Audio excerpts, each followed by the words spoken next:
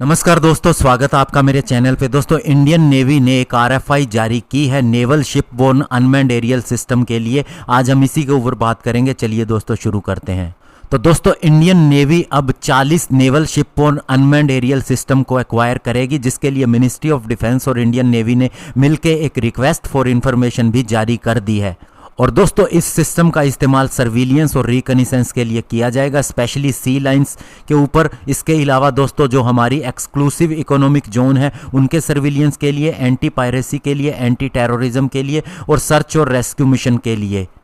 और इन naval shipborne unmanned aerial system की अगर आरएफआई को देखें तो उससे पता चलता है कि ये शिप से लॉन्च होने वाले होने चाहिए, यानी इनके अंदर कैपेबिलिटी होनी चाहिए ये किसी वारशिप से लॉन्च हो सके। और इनका इस्तेमाल सर्विलियंस के लिए होगा, स्पेशली टारगेट एक्विजिशन की क्षमता इनके अंदर होनी चाहिए, रिकनिसेंस होना चाहिए, और साथ ही ये एक मैरीटाइम डोमेन अवेयरनेस को बिल्ड करने वाले होने चाहिए एक स्पेशल टास्क ग्रुप के लिए।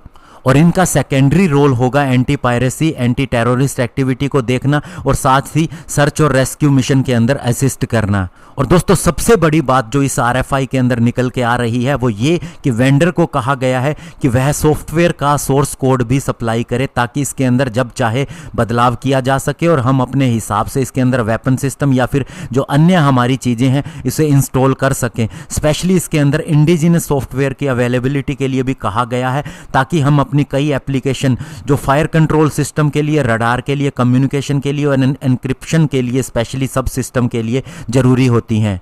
और जहां तक दोस्तों इसकी क्षमता के लिए कहा गया है तो इसकी मिनिमम एंड्योरेंस कम से कम 10 घंटों की होनी चाहिए। इसके अलावा ये एक बेसिक पेलोड ले जाने की क्षमता वाले होने चाहिए और 100 किलोमीटर तक ये आराम से अपना सफ़र तय करने वाले होने चाहिए।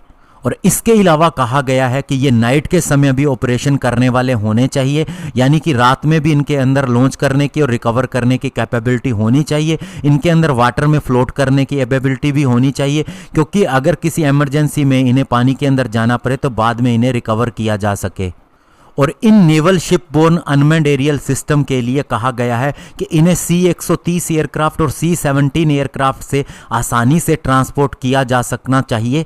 और डिलीवरी शेड्यूल के लिए कहा गया है कि ये 40 के 40 naval shipborne unmanned aerial system phased manner के अंदर सप्लाई किए जाने चाहिए और साथ ही इनके स्पेयर्स भी पूरी तरह से प्रोवाइड किए जाने चाहिए। तो ऐसे में दोस्तों ये बड़ी बात है, इंडियन नेवी ने जो आरएफआई जारी की है इसका मतलब ये है कि यह ऐसे 40 सिस्टम खरीदेगी। हालांकि ये वेपन सिस्टम से लोड होंगे या नहीं अभी इसके ऊपर कुछ नहीं कहा गया है, लेकिन उसके लिए नेवी अलग से प्लान भी कर रही है। इसके बारे में भी मैंने आपको बताया था। तो हो सकता है कि नेवी के अनमैन्ड कॉम्बैट एरियल व्हीकल के लिए भी जल्द ही कोई फैसला आ जाए। धन्यवाद। जय हिंद।